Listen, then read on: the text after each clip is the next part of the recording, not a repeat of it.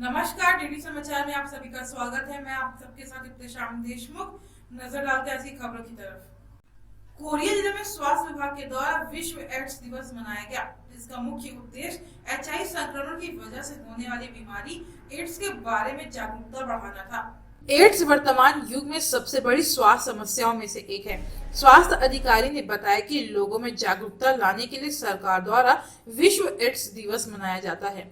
Korea जिले के हर स्वास्थ्य विभाग में ओपीडी के सामने ही गर्भ निरोधक आवरण की व्यवस्था की है, जिससे लोगों के बीच चेतना आए कि कैसे सुरक्षित यौन संबंध बनाया जाए। खासकर गांव देहात के एडल्ट लोगों को इसके प्रति जागरूक किया जाता है।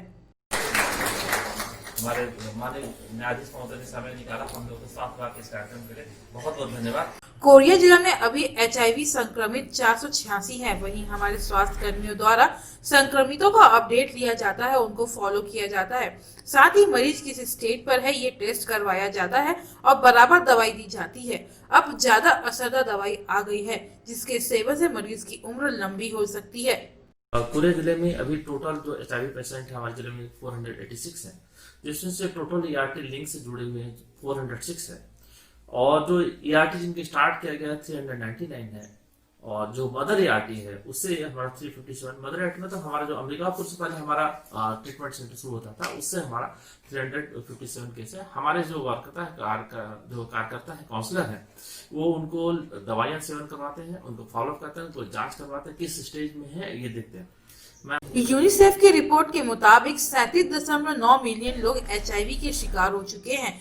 दुनिया में रोजाना हर दिन 980 बच्चे एचआईवी वायरस से संक्रमित होते हैं, जिसमें से 320 की मौत हो जाती है। भारत सरकार द्वारा जारी किए गए आंकड़ों के अनुसार भारत में एचआईवी के रोगियों की संख्या लगभग 2.1 मिलियन है।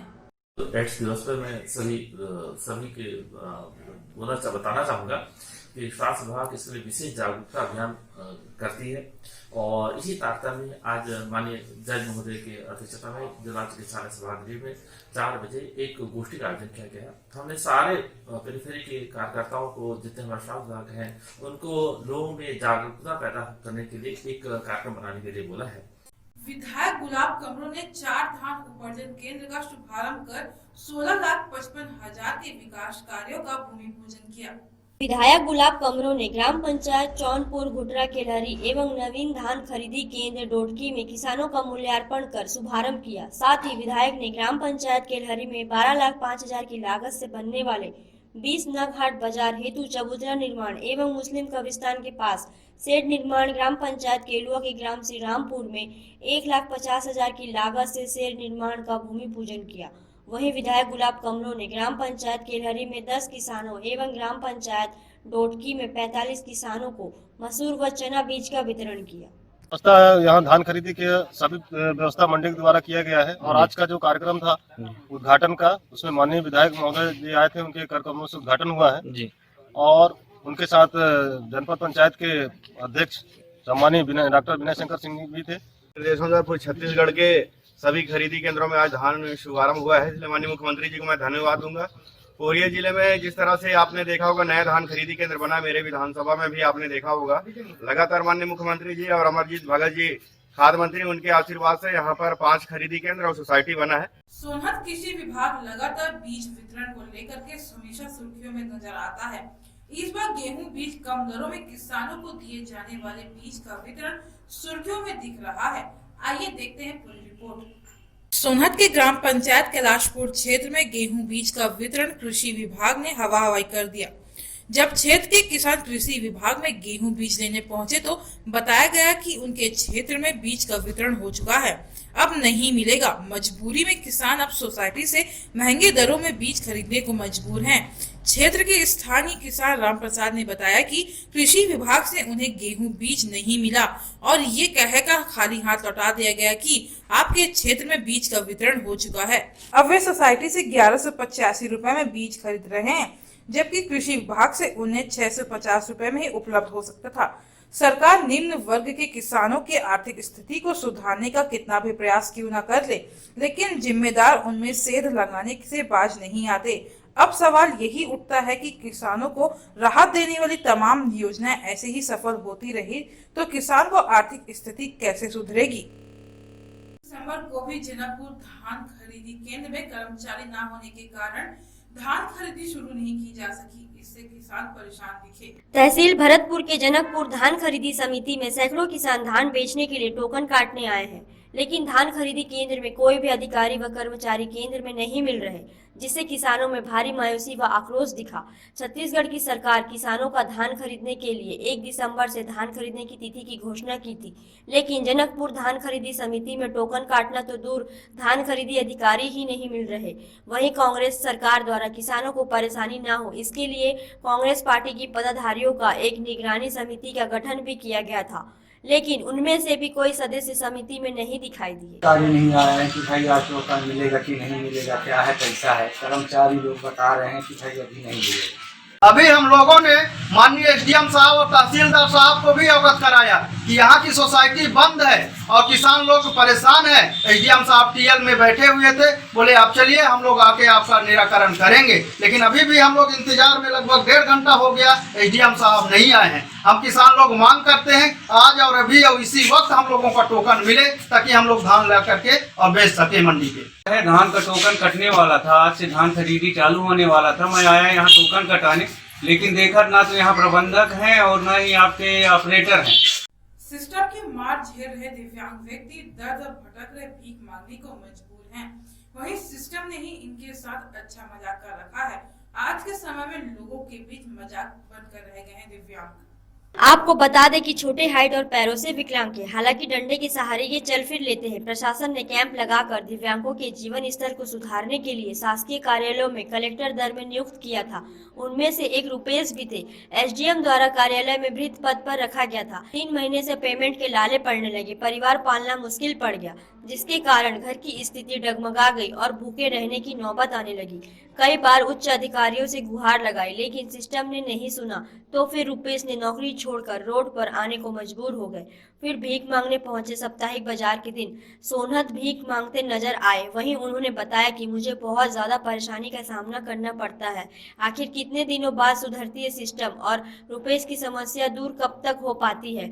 खबर देखने के बाद सिस्टम क्या मोड़ लेती है, देखने वाली बात होगी। वही एसडीएम कार्यालय मेरे को कलेक्टर दर से लगाए गए थे, मैं 3 महीना वहाँ ज्वाइन किया, मेरे पैसा के लिए कोई सुनाई नहीं हुआ, कोई देने के लिए नहीं बोले। धान खरीदी के पहले ही दिन छत्तीसगढ़ की कांग्रेस सरकार फेल रही। प्रदेश के लगभग हिस्सों में खरीदी की शुरुआत समितियों में नहीं हो सकी, लिहाजा भाजपा किसान मोर्चा के प्रदेश अध्यक्ष श्याम बिहारी जायसवाल ने सरकार पर कम खरीदी करने का आरोप लगाया है। दरअसल छत्तीसगढ़ में 1 दिसंबर से प्रदेश सरकार द्वारा धान खरीदी किया जाना तय था, लेकिन खरीदी के पहले ही दिन विपक्ष को हमला करने का मौका मिल गया। आपको बता दें, प्रदेश के कई जिलों सहित लगभग समितियों में 1 दिसंबर को धान खरीदी नहीं की गई।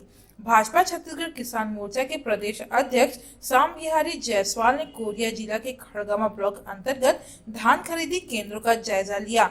इस दौरान उन्होंने सरकार पर हमला बोलते हुए भूपेश सरकार पर किसान विरोधी होने का आरोप लगाया है। पूरे छत्तीसगढ़ प्रदेश में जिस दिन का इंतजार था, आज 1 तारीख को पूरे प्रदेश के अधिकांश सोसाइटियों में धान खरीदी प्रारंभ नहीं हो पाई है।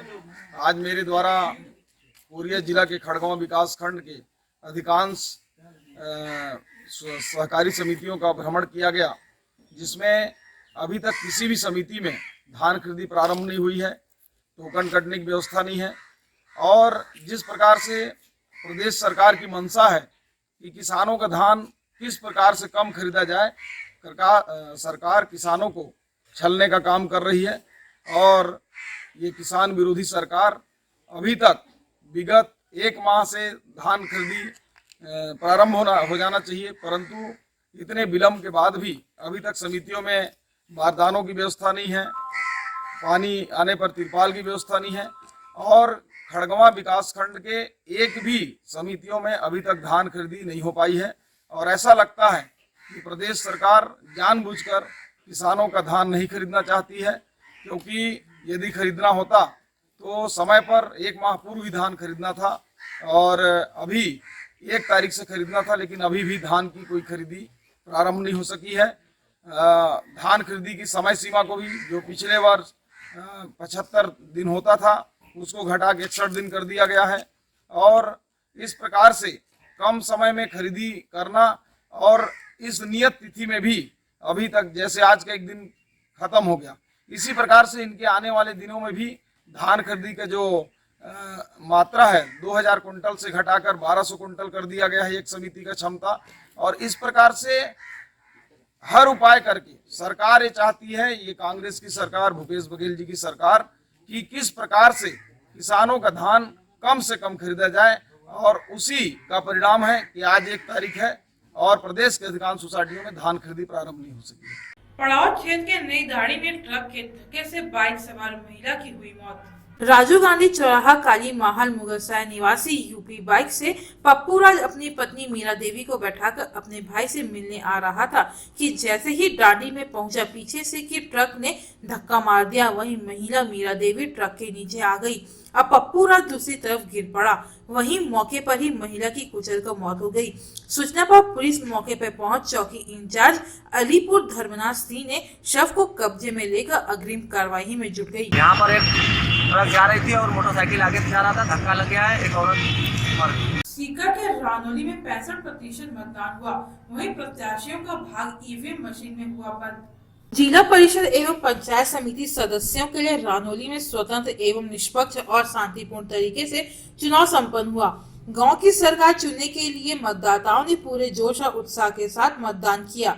रानौली क्षेत्र में कुल 65 मतदान हुआ। सीओ ग्रामीण राजेश आर्य ने भी मैच जब्ते के साथ बूथों का निरीक्षण किया और शांतिपूर्ण मतदान करवाए। क्षेत्र में सोशल डिस्टेंसिंग की पालन के साथ मतदान हुआ। वहीं सुबह 10 बजे तक 10% मतदान हुआ, दोपहर 1 बजे 34% तक पहुंचा और शाम 5 बजे तक 65% मतदान द्वारा वोट डाले गए। पंचायत चुनाव के मद्देनजर जो रानौली में चुनाव हो रहे हैं बिल्कुल शांतिपूर्वक चल रहे हैं। सभी बूथों का निरीक्षण कर लिया गया है। सोशल डिस्टेंसिंग की पालना की जा रही है। शांतिपूर्वक मतदान चल रहे हैं। पूरा तो काफ़ी जगह कर लिया, रानौली, लठाना, श्यामपुरा, सांगरवा, सहवासा, लगभग सभी बूथों का दौरा कर लिया गया। समझ जाता उपलब्ध है और एकदम मुस्तैद है। जगदलपुर एटीएम मशीन से लगभग 1 करोड़ रुपए गायब होने का बड़ा मामला सामने आया है। वहीं पुलिस ने एफआईआर दर्ज कर कार्रवाई में जुटी है। स्टेट बैंक ऑफ इंडिया के अलग अलग एटीएम मशीन से पिछले 3 महीने में किसी ने करीब 1.25 करोड़ रुपए की रकम निकाल ली है। एटीएम से निकाली गई इस रकम की एंट्री मशीन में भी नहीं दिखा रही है। बैंक अफसरों ने जब एटीएम के हिसाब का मिलान किया तो ये गड़बड़ी सामने आई। आपको बता दें कि नगर पुलिस अधीक्षक हेमसागर सिदार ने बताया कि एसबीआई के अफसरों ने एटीएम से रुपए गायब होने की शिकायत की है। करीब 1 करोड़ रुपए की रकम पिछले 2-3 महीनों में एटीएम से गायब हुई है। थाना कोतवाली जगदलपुर क्षेत्र का है, जहां इस संबंध में एसबीआई मेन ब्रांच जगदलपुर की ओर से एक लिखित शिकायत आवेदन प्रस्तुत किया गया है कि माह सितंबर, अक्टूबर और नवंबर 2020 के दौरान कुछ व्यक्तियों के द्वारा जो है एसबीआई बैंक के जो एटीएम है उन एटीएम पर जो एटीएम के माध्यम से राशि विड्रॉल किया गया है। कोडरमा जयनगर में एनपीएस के खिलाफ काला बिल्ला लगाकर कार्य करते कोडरमा पुलिस कर्मियों ने किया विरोध प्रदर्शन। 1 दिसंबर 2004 को केंद्र सरकार ने पेंशन बंद किया था, जिसके विरोध में झारखंड के सभी पुलिस बल ने काला बिल्ला लगाकर कार्य करते पुलिस अधीक्षक कार्यालय कोडरमा में एनपीएस के खिलाफ काला बिल्ला लगाकर फिर से पेंशन चालू कराने के लिए सरकार से मांग की है। जयनगर से संजय गुप्ता की रिपोर्ट।